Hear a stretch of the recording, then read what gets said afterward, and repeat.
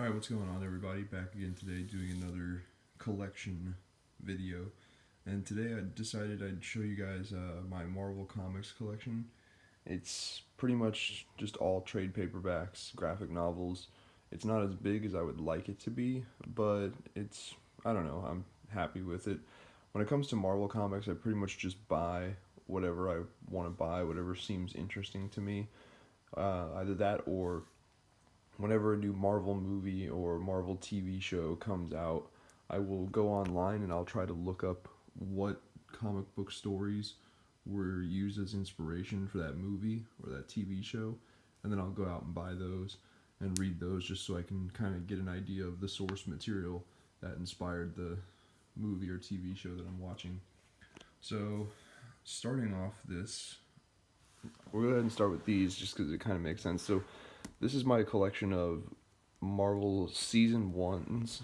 That's what they were originally called, is Season 1, but eventually they changed them to be something Origins. So people call this either the Origins line or the Season 1 line. It's basically just it's a series of graphic novels that depict the origin stories of Marvel's like A-list, like best characters. Like this one is the origin story of Wolverine. Origin story of the X-Men with the original X-Men team. Origin story of Ant-Man. And then here on the Doctor Strange, they sell them in both hardback and softback. I tell you, I pick up whatever I can find. I mean, if I can find it in softback, it's usually cheaper, so I'll buy that. But I actually like these hardback covers. They do not have like the removable covers, so it's just a nice one solid book. So you can see here Doctor Strange actually says Season 1. That's what this line was originally called, but eventually they changed it. I guess it's when they realized there was not going to be a Season 2. So, Doctor Strange, Fantastic Four, and Hulk.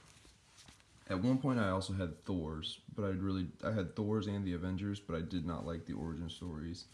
Well, Avengers wasn't really even an origin story, and the Thor origin story from this series had him transforming back and forth between Thor and his like Donald Blake persona, and I don't like that version of Thor, so I kind of just sold those to a used bookstore. But for the most part, I really like this series. It's just a solid set of origin stories for all of our favorite Marvel characters. These origin stories are not like specific to any continuity or timeline in the comic book story, the overall comic book story of Marvel. So like these just work as just good overall origin stories. So that's why I like them the most. So next pile, I guess we'll go through. Just go over here. This is kind of like our X-Men Wolverine pile, not counting the Wolverine the X-Men Origins book, but we've got Wolverine Old Man Logan. Bought that and read that when the Logan movie was coming out. I have the entire run of Uncanny X-Force. Great series. And then I just have this one lone. I wanted some more X-Force after reading Uncanny X-Force, so I actually went back and I bought this one. It's a previous iteration of the X-Force team, but it's still pretty good. I only got volume 1. I didn't buy any more after that. But that's pretty short. That's a pretty small pile for X-Men, X-Force, Wolverine. We'll go ahead and go over to my largest set, which is Daredevil. I absolutely love Daredevil. So this is one I found used. Picked it up. It was pre-owned, but it seemed interesting. It wasn't a bad read. I liked it for the most part. And then I have a couple from this series when it was Bendis and Malieve working on it. This is Daredevil Out and Daredevil Low Life. Out is a pretty famous Daredevil story. So those are fun. That's Out. And then the famous Daredevil Guardian Devil actually written by Kevin Smith. This is a good story. The ending was a little lackluster. Spoiler alert for those of you who don't know. The big mysterious villain that's pulling the strings at the end of this is Mysterio. And I don't know, Mysterio is just kind of a so-so villain, but it was a good ride, like up until then. And then we have what is often considered like the quintessential Daredevil story, Daredevil Born Again. This wasn't bad. It's in my opinion, it really did not feature him doing a whole lot as Daredevil. Maybe I need to reread it. It's been a year. But yeah, I just remember reading this thinking, like, when's he going to put on the Daredevil costume and do more Daredevil stuff? But yeah. And then I have all 3 volumes of Frank Miller and Klaus Jansson's run on Daredevil. I got to admit, for being written by Frank Miller, they're so-so. They're not awesome. Frank Miller, when we think of Frank Miller, we think of like Dark Knight Returns and 300, really gritty, really dark, really down to earth. This has got a lot of old school. It's just written very old school, but I don't know. They weren't terrible, but I definitely kind of struggled to get through them a little bit. And then, last but certainly not least, we have Frank Miller and John Romita Jr.'s take on the Daredevil origin story, Daredevil, the Man Without Fear, which is, in my opinion, the best Daredevil origin story. I like it better than the Origins book of Daredevil, mainly because in the Origins Daredevil Season 1, Daredevil Origins, whatever you want to call it, they have him wearing the yellow suit, which is dumb, never should have existed. In this one, it's like they kind of pay an homage to it a little bit, but he mostly just switches from wearing like his black homemade ninja outfit to just going straight to the red one. So that's all my Daredevil stuff. I guess we'll go ahead right over here to Spider-Man.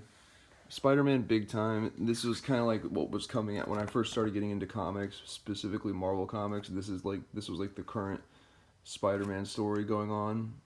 So I bought it. It was okay. Not great. It wasn't the Spider-Man I know. Like, this is an adult Spider-Man who's kind of getting his life together. And the Spider-Man we all know and love is what we've seen in most of the movies and whatnot and TV shows is a teenage Spider-Man who's going to school and he's dealing with teenage relationships as well as like trying to get good grades and make some money at the Daily Bugle and whatever. And this just wasn't that, but that didn't make it bad. It just was different. And then I have this, which I absolutely love. This is Amazing Spider-Man by Straczynski and Romita Jr.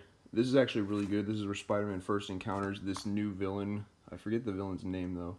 But it's basically this weird, like, vampire villain.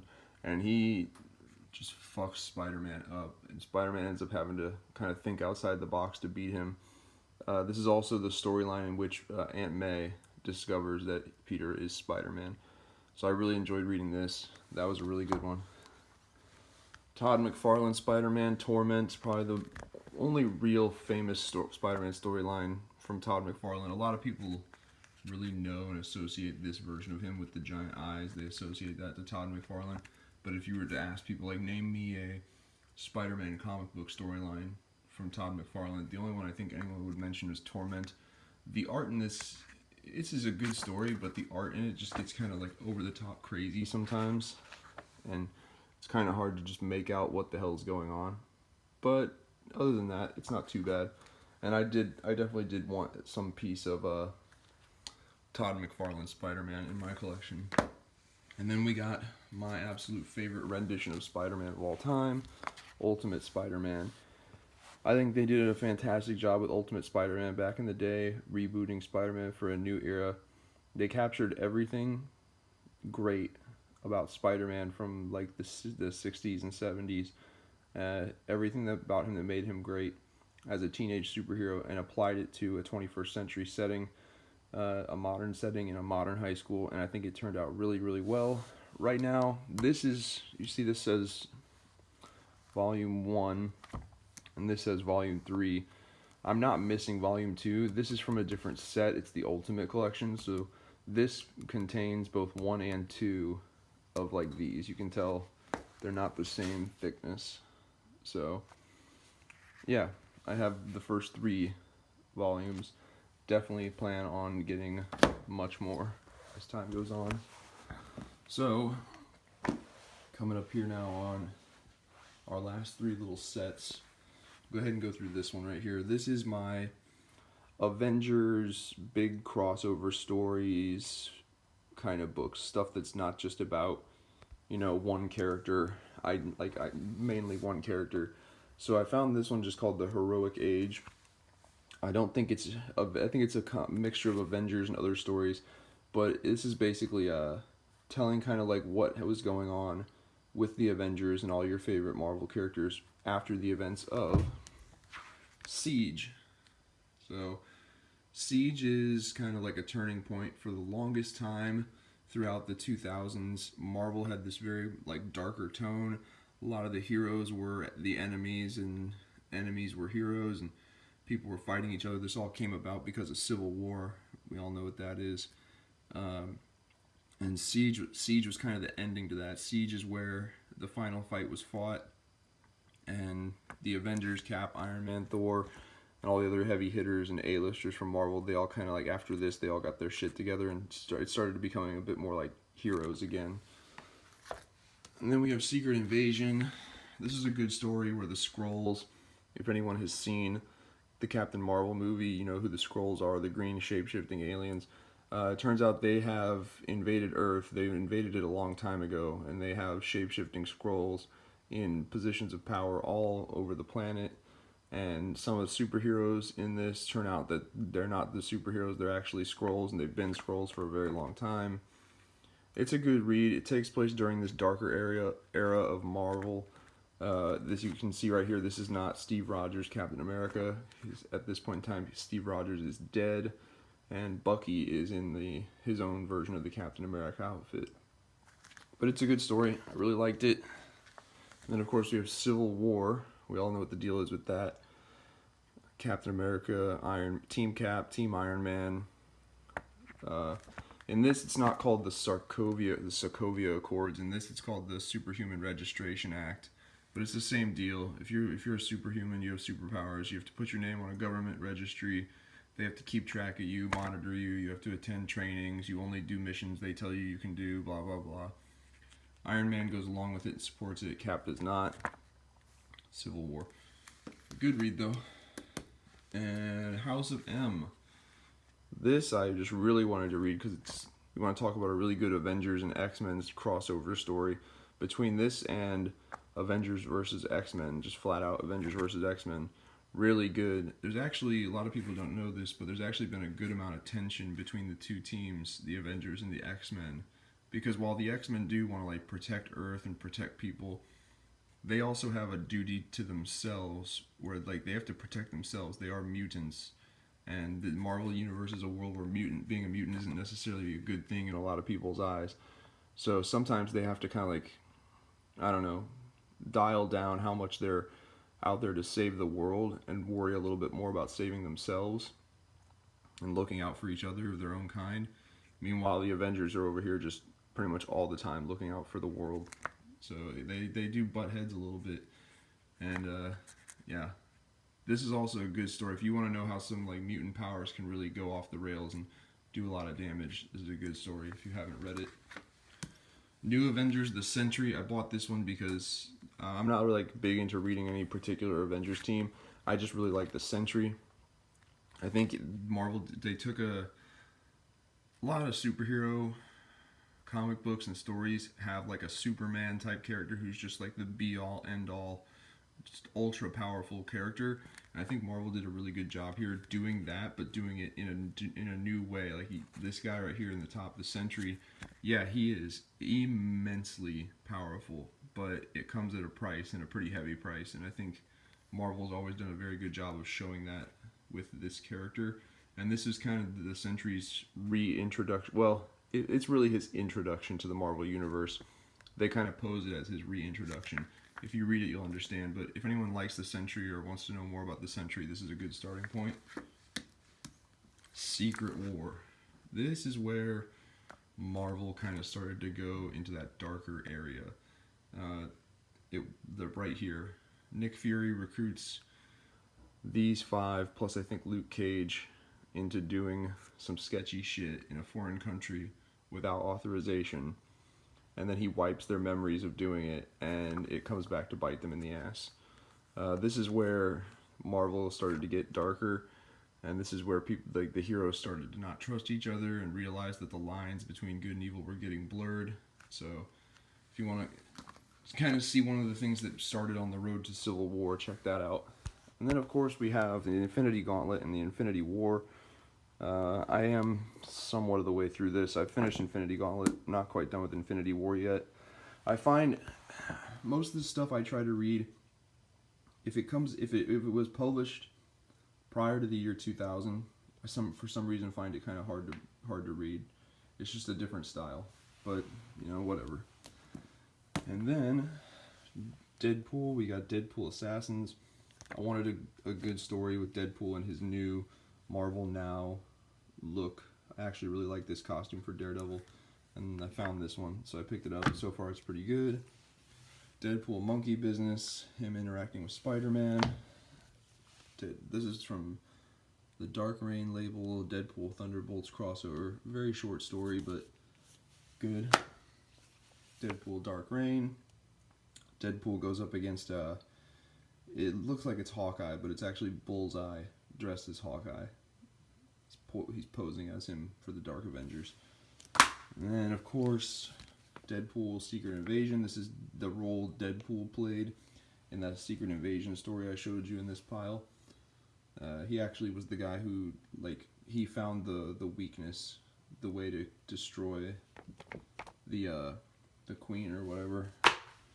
And then Deadpool Classic. I like this volume of Deadpool Classic because I'm a sucker for 90s artwork. Even though I said I don't like the writing prior to the year 2000, 90s artwork. I grew up with this stuff, like big pouches everywhere, just crazy amounts of detail. The hair. Yeah, I love 90s artwork. But towards the end here, it gets into this really weird type of artwork where it's really bubbly and cartoony, and that continues on into Deadpool Classic Volume 2, which is why I don't have that. And then the final volume, or the final pile we have here, is Captain America. I got the first story of Bucky being Captain America. I got all 3 volumes of Death of Captain America, which shows Steve Rogers getting killed and Bucky taking the reins. It's a pretty good story. And then I've got Captain America Red Menace and Captain America Winter Soldier. This one because it kind of went into inspiring the movie Captain America Winter Soldier. And this one because, let's see here. Well, I bought them this said number 1 on it, volume 1, and this said volume 2. And I thought this one, you just read that and then you read that. But it turns out that's not the case. So, I don't know. I'll figure it out. But anyway, yeah, that's my Marvel Comics collection. It is not as big as one might think. There are definitely people out there who have a lot more Marvel Comics than I do, but I just wanted to kind of show this collection off and kind of give people an idea of where I am at in terms of Marvel knowledge and what I know about characters. After seeing this collection, you can kind of probably get an idea of who my favorite characters are. Clearly my most favorite Marvel character is Daredevil. That's the one I have the most stories of. And yeah, if there are any of these stories you saw in this collection that you want me to review individually, please leave a comment below and I'll try to get around to doing that. Other than that, check out some of my other videos. Please give this video a like, subscribe to the channel if you feel like it. Check out the Facebook page, The Chad Nerd, and other than that, I will see you guys next time.